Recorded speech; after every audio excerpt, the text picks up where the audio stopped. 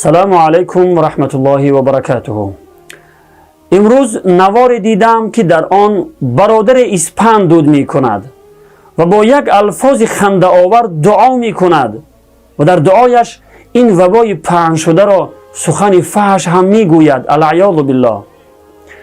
برادران مسلمان، شما به کجا رفته ایستاده اید و به کی پیروی دارید؟ به خاطر الله درباره کرونا ویروس مسخره کردن و نوار ثبت کردن و پریکال و پرنگ کردن را بس کنید، ورنه انتظار عذاب الله باشید. انسانی که چنین می کند در ایمانش خطر واقع می شود. من کسی را به کافر شدن فتوا نمی دهم، ولی طبق آیه های قرآن عظیم الشأن و حدیث های گوهربار نبوی و اصول و فتواهای مذهب حنفی، کسی که به دعا و نماز، اذان و دیگر امور دینی مسخره کند، خصوصا سخن فحش گوید، از دایره اسلام خارج می شود. باید کلمه توحید را از سر نو به زبان آورده مسلمان شود و همسرش را از سر نو نکاح کند. کرونا ویروس بلا و مصیبت و عذاب است که به سبب گناهانمان بر ما نازل شده است و انسان مسلمان در برابر بلا و مصیبت ها باید توبه و استغفار و دعا و تضرع کند که خداوند گناهانش را بیامرزد و سالم نگه دارد. اما متاسفانه مردم خدا بیخبری هستند که این عذاب خداوند را به تمسخر کشیده اند.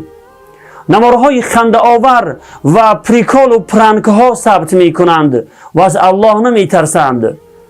قبلا در ابتدا چنین کارهای ناروا را انسانهای بی خدا انجام می دادند، اما رفته رفته مسلمانهای بی غیرت و ضعیف ایمان هم آغاز کردند. العیاذ بالله. برادری که چنین نوارهای خنده آور ثبت می کنی، آیا از الله نمی ترسی؟ ببین الله متعال چی می فرماید. استعیذ بالله.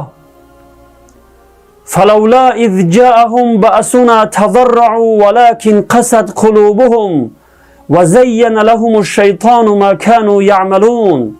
یعنی پس چرا هنگامی که عذاب ما به آنها رسید زاری نکردند، یعنی دعا و تضرع نکردند و به سوی الله باز نگشتند، بلکه دلهای آنها سخت شد و شیطان هر کاری که می کردند در نظرشان آراست.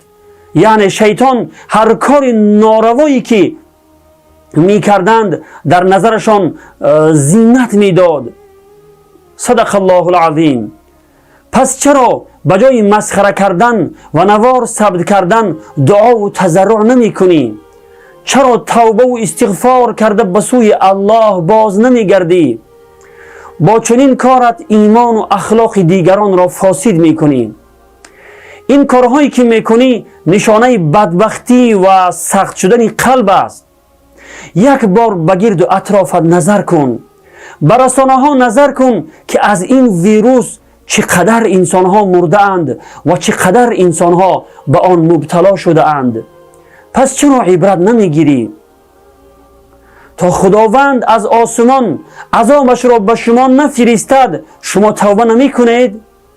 از الله بترسید و پیش از آن که عذاب الله دامنگیرتان شود توبه کرده به سوی الله بازگردید. و السلام علیکم و رحمت الله و برکاته.